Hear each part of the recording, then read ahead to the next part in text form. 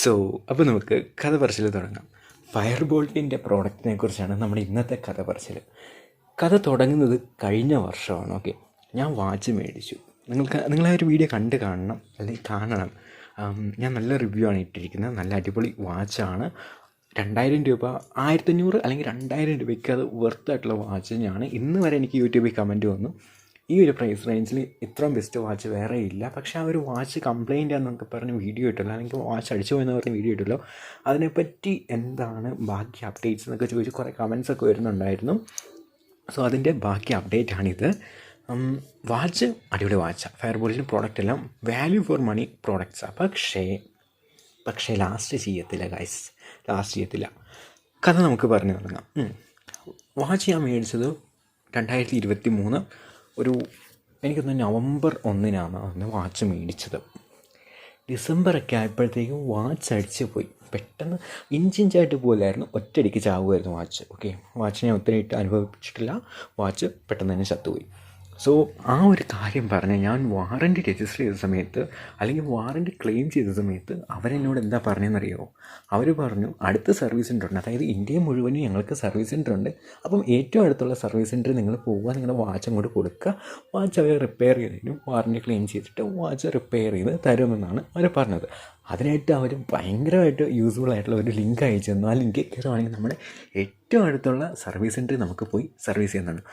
പക്ഷേ എൻ്റെ കഷ്ടകാലത്തിന് ഏറ്റവും അടുത്തുള്ള സർവീസ് സെൻ്റർ അടുത്ത ജില്ലയിലായിപ്പോയി. അതായത് കേരളത്തിൽ വരുമ്പം ഉണ്ട്, ഫയർ ബോൾട്ടിൻ്റെ സർവീസ് സെൻ്റർ എല്ലാ സ്ഥലത്തും ഉണ്ട്. പക്ഷേ നമ്മുടെ കേരളത്തിലോട്ട് വരുമ്പം സർവീസ് സെൻ്റർ അവിടെ ഇവിടെ ആയിട്ടാണ് കിടക്കുന്നത്, ഓരോ ജില്ലയുടെ അവിടെ ഇവിടെ ആയിട്ട്. ഞാനിപ്പോൾ ഇടുക്കിയിലാണ് നിൽക്കുന്നത്. ഇടുക്കിയിൽ കട്ടപ്പനയുടെയും കുമളിയുടെയും നടുക്കായിട്ടാണ് എൻ്റെ വീട് വരുന്നത്. അപ്പം ഇവിടുന്ന് ഞാൻ വാച്ച് ശരിയാക്കാൻ വേണ്ടി അടുത്ത ജില്ലയിൽ വരെ പോകും, അത് പ്രാക്ടിക്കലില്ല. അപ്പോൾ ഞാൻ അവരോട് പറഞ്ഞു, എനിക്ക് അടുത്തൊന്നും സർവീസ് സെൻ്റർ ഇല്ല. സോ എനിക്ക് വാച്ച് നിങ്ങൾ റിട്ടേൺ എടുത്തോ, എന്നിട്ട് നിങ്ങൾ അതിൻ്റെ വാച്ച് എടുത്തുകൊണ്ട് പോകുമോ, റിട്ടേൺ എടുത്തോ, അതിന് പകരം എനിക്ക് പുതിയൊരു വാച്ച് തന്നാൽ മതി എന്ന് ഞാൻ അവർക്ക് പറഞ്ഞു. സോ വാറൻറ്റി എങ്ങനെയാണ് രജിസ്റ്റർ ചെയ്യേണ്ടതെന്നുള്ള വീഡിയോ ലാസ്റ്റ് ഞാൻ കൊടുത്തേക്കാം. നിങ്ങൾ ഈ ഒരു കഥ കേട്ട് അതിൻ്റെ ഫ്ലോയിൽ അങ്ങോട്ട് പോകുന്നേ. വാച്ച് അവരൊക്കെ ഭയങ്കര കുറവാണ്. സോ നിങ്ങൾ കഥയൊക്കെ ഇരുന്ന് കേൾക്ക്.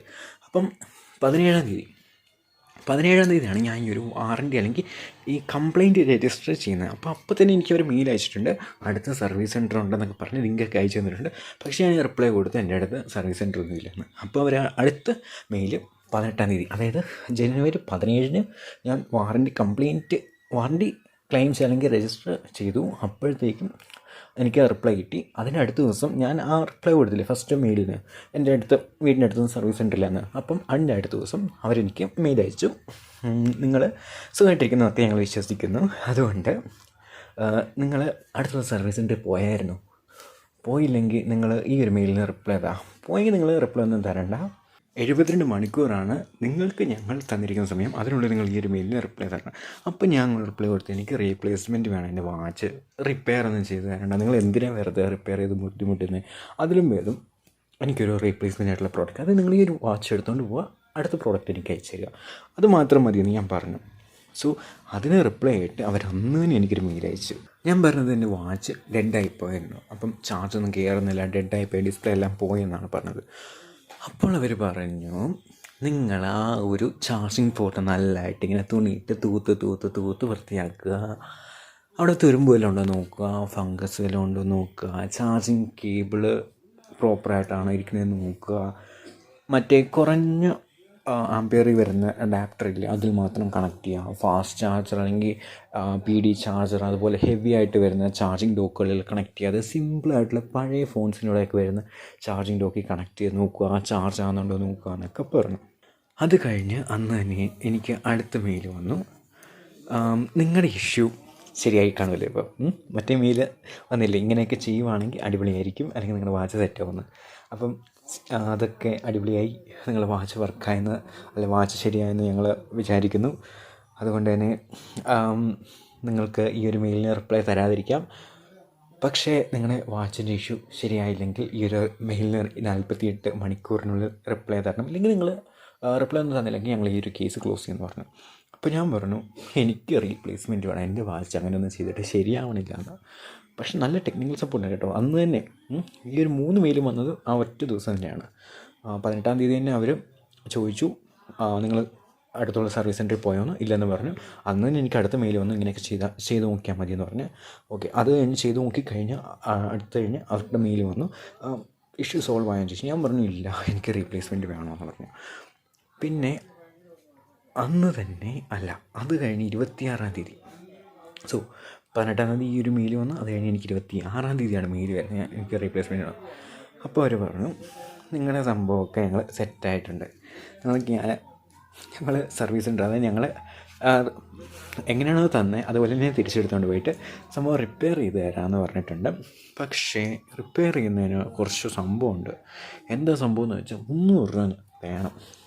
നിങ്ങളെന്താണെങ്കിലും 2000 രൂപ കൊടുത്തിട്ട് വാച്ച് മേടിച്ചല്ലേ, അത് പ്രോപ്പറായിട്ട് 1 മാസത്തിനുള്ളിൽ അടിച്ച് പോയല്ലോ.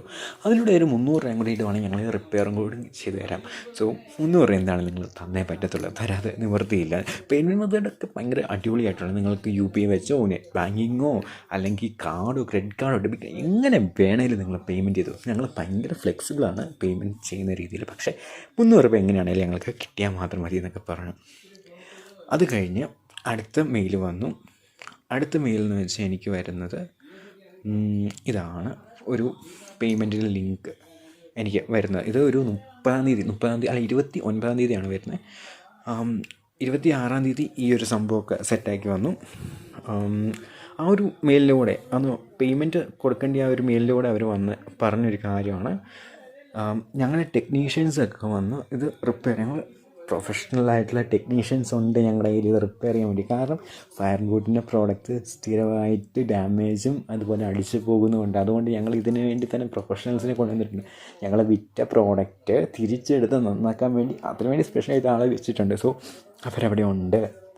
അതുകൊണ്ട് നിങ്ങളുടെ പ്രോഡക്റ്റ് വിശ്വാസത്തോടെ ഞങ്ങളെ ഏൽപ്പിക്കുക, ഞങ്ങൾക്കത് നന്നാക്കാൻ പറ്റും. അല്ലെങ്കിൽ ഞങ്ങളുടെ ടെക്നീഷ്യൻസിന് അത് നല്ല രീതിയിൽ നോക്കി നന്നാക്കാൻ പറ്റിയില്ല എന്നുണ്ടെങ്കിൽ നിങ്ങൾ ഒട്ടും പേടിക്കണ്ട, നിങ്ങൾക്ക് പുതിയ സാധനം തരുന്ന പ്രശ്നമേ ഇല്ല.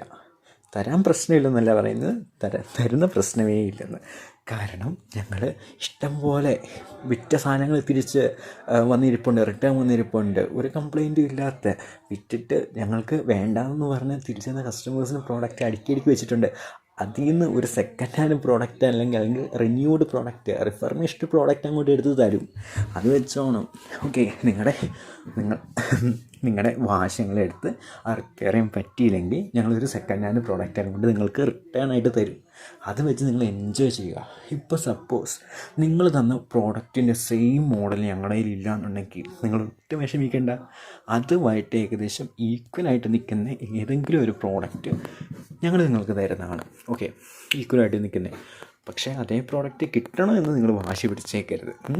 സോ അതാണ് വിഷയം. ഇങ്ങനെയൊക്കെ പറഞ്ഞ് ഈ ഒരു കണ്ടീഷൻസൊക്കെ ഓക്കെയാണെങ്കിൽ നിങ്ങൾ 300 രൂപ ഞങ്ങളൊരു ലിങ്ക് അയക്കുക, അതിലോട്ട് ഇട്ട് തന്നേക്കാൻ പറഞ്ഞു. അങ്ങനെ എനിക്ക് 29-ാം തീയതി ആ ഒരു ഇത് വന്നു. അന്ന് തന്നെ ഞാൻ 300 രൂപ ഇട്ട് കൊടുത്തു.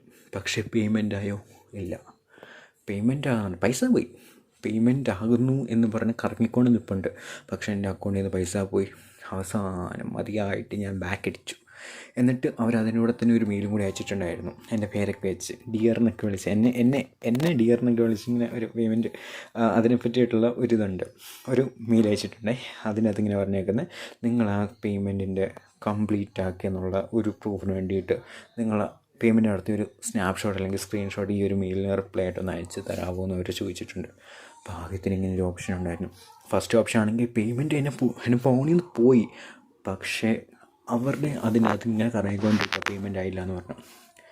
ലാസ്റ്റ് ഞാൻ ആ സ്ക്രീൻഷോട്ട് എടുക്കുക അവർക്ക് അങ്ങോട്ട് അയച്ചു കൊടുത്തു 29-ാം തീയതി തന്നെ. അത് കഴിഞ്ഞ് പിന്നെ എനിക്ക് വരുന്നതാണ് 31-ാം തീയതി. 31-ാം തീയതി അവർ പറഞ്ഞു, നിങ്ങളുടെ പ്രോഡക്റ്റിൻ്റെ ഞങ്ങൾ വെരിഫൈ ചെയ്തു, ഞങ്ങൾക്ക് പൈസ തന്നിട്ടുണ്ട്, നിങ്ങളോട് ആയിപ്പൊന്നുമല്ല, അതുകൊണ്ട് ഞങ്ങൾ തിരിച്ചെടുക്കാൻ വേണ്ടിയിട്ട് വരുന്നുണ്ട്, ആളെ വിടുന്നുണ്ട്. ആരാ വരുന്നതെന്ന് ചോദിച്ചപ്പോൾ അവർ പറഞ്ഞു, മറ്റു ഡെലിവറി തന്ന ആളില്ലേ, അവരെന്നെ വന്ന് തിരിച്ചെടുത്തുകൊണ്ട് പോയിക്കോളാം, നിങ്ങൾ പേടിക്കണ്ട, നിങ്ങൾ സാധനം എല്ലാം പാക്ക് ചെയ്ത് സെറ്റായിട്ട് വെച്ചണം. നിങ്ങൾ കൊടുക്കേണ്ട സാധനം എന്നൊക്കെയെന്ന് വെച്ചാൽ ഹാൻഡ് ഓവർ ചെയ്യേണ്ടി എന്തൊക്കെയാണെന്ന് വെച്ചാൽ ബോക്സും അതിനോട് കിട്ടിയ എല്ലാ ആക്സസറീസും പിന്നെ അവർ കുറച്ച് പിന്നെ മൂവി ടിക്കറ്റ്, ഫ്രീ മൂവി ടിക്കറ്റെന്നും യൂസർ മാനുവലെന്നും പിന്നെ ഇതാണെന്നൊക്കെ പറഞ്ഞ് 5-6 കാർഡ് തന്നിട്ടുണ്ട്. ആ കാർഡ് സഹിതം ഞാൻ അവരുടെ തിരിച്ചു കൊടുത്ത് വിട്ടിട്ടുണ്ട്. 2 ദിവസം മുമ്പ് എനിക്കൊരു മെയിൽ വന്നു, അതായത് മിനിങ്ങാന്ന്. ഇന്ന് ഡേറ്റ് എത്രയാണെന്ന് ഞാൻ പറഞ്ഞേക്കാം. ഇന്ന് ഡേറ്റ് 4-ാം തീയതിയാണ്. മിനിങ്ങാന്നെന്ന് പറയുമ്പോൾ 2-ാം തീയതി അല്ലേ? 2-ാം തീയതി എനിക്കൊരു മെയിൽ വന്നിട്ടുണ്ട്. നമ്മുടെ സാധനം അവർ പിക്ക് ചെയ്തുകൊണ്ട് പോയായിരുന്നു കേട്ടോ. വീട്ടിൽ വന്നിട്ട് പേയ്മെൻറ്റ് നടത്തി 2 ദിവസം കഴിഞ്ഞപ്പോഴത്തേക്കും വീട്ടിൽ വന്നു. എന്നെ വിളിച്ചിട്ട് വീട്ടിൽ വന്നിട്ട് സാധനം പിക്ക് ചെയ്തുകൊണ്ട് പോയി. ഒരു ട്രാക്കിംഗ് ഐ ഡി ഒക്കെ തന്നിട്ടുണ്ടായിരുന്നു. അത് വെച്ച് നമുക്ക് ഇടയ്ക്കിടയ്ക്ക് ഇങ്ങനെ കയറി അവരുടെ വെബ്സൈറ്റിൽ കയറി ട്രാക്കൊക്കെ ചെയ്ത് നോക്കാം. ഞാൻ ഇടയ്ക്കിടയ്ക്ക് ട്രാക്ക് ചെയ്യുന്നുണ്ടായിരുന്നു. പിന്നെ ഞാൻ അടുത്തപ്പോൾ വിട്ടു. അങ്ങനെ ഒരു 4 ദിവസം കഴിഞ്ഞപ്പോഴത്തേക്കും സാധനം അവരുടെ കയ്യിൽ എത്തിയിട്ടുണ്ടെന്ന് പറഞ്ഞു. ഇങ്ങനെയാണ് മെയിൽ വന്നത്. ഈ ഒരു മെയിലിനകത്ത് പറയുന്നത്, നിങ്ങൾ അയച്ചുവിട്ട സാധനം ഞങ്ങൾക്ക് അയച്ചു തരട്ടെ. അതായത് അവരാദ്യം എനിക്ക് അയച്ചു തന്നു, പിന്നെ അത് കഴിഞ്ഞ് ഞാൻ തിരിച്ച് അവർക്ക് അയച്ചു കൊടുത്തു. ആ സാധനം അവരുടെ തന്നെ എത്തിയിട്ടുണ്ട്. ഞങ്ങളുടെ ടെക്നീഷ്യൻസ് ഭയങ്കര പണിയാണ് അതിനിട്ട്. നിങ്ങളുടെ പ്രോഡക്റ്റല്ലേ നന്നാക്കി തരണ്ടേ, വിറ്റ് പോയില്ലേ, വാറണ്ടി എന്ന് പറഞ്ഞ സാധനം തന്നു പോയില്ല. അതുകൊണ്ട് നന്നാക്കാൻ വേണ്ടി ഞങ്ങളുടെ ടെക്നീഷ്യൻസ് അവിടെ ഭയങ്കര പണിയാണ്. അപ്പം എന്തെങ്കിലും കാര്യമുണ്ടെങ്കിൽ നിങ്ങൾ ഫീൽ ഫ്രീ, ചോദിച്ചോ, കൂട്ടുകാരനെ പോലെ ചോദിച്ചോ എന്ന് പറഞ്ഞു. ഞാൻ അവരോട് ചോദിച്ചു, എനിക്കൊരു പുതിയ പ്രോഡക്റ്റ് വരാൻ പോകുന്നു. അതിന് പിന്നെ ഒരു റിപ്ലൈ ഇല്ല. ഇന്നലെയാണ് ഞാൻ ഒരു മെയിൽ അയച്ചത്. സോ ഇത്രയും അപ്ഡേറ്റുകളാണ് എനിക്ക് കിട്ടിയിരിക്കുന്നത്. അപ്പം വാറണ്ടി ക്ലെയിം ചെയ്യുന്നത് എങ്ങനെയാണ്, അല്ലെങ്കിൽ കംപ്ലയിൻറ്റ് രജിസ്റ്റർ ചെയ്ത് നിങ്ങളുടെ പ്രോഡക്റ്റ് കംപ്ലയിൻ്റ് ആയിട്ടുണ്ടെങ്കിൽ അവരെങ്ങനെ ഈ ഒരു സ്റ്റെപ്പ് വരെ എത്തിക്കുക എന്നുള്ള വീഡിയോ ഞാൻ ലാസ്റ്റ് തരുന്നതെന്ന് പറഞ്ഞല്ലോ, അതിപ്പോൾ തന്നേക്കാം. സോ ഇത്ര അപ്ഡേറ്റാണ് കിട്ടിയേക്കുന്നത്. ബാക്കി അപ്ഡേറ്റ് പ്രോഡക്റ്റ് കിട്ടുമോ, എന്തായി അവസ്ഥ എന്നൊക്കെ നമുക്ക് വഴിയെ കാണാം. സോ ചാനൽ സബ്സ്ക്രൈബ് ചെയ്ത് വെക്കാമെന്നും പറയുന്നില്ല. ഇഷ്ടമുണ്ടെങ്കിൽ ചാനൽ സബ്സ്ക്രൈബ് ചെയ്യുക, അതൊക്കെ നിങ്ങളുടെ കൺസേൺ ആണ്. നിങ്ങൾ സബ്സ്ക്രൈബ് ചെയ്താലും ഇല്ലെങ്കിലും നഷ്ടം എനിക്ക് തന്നെയാണ്.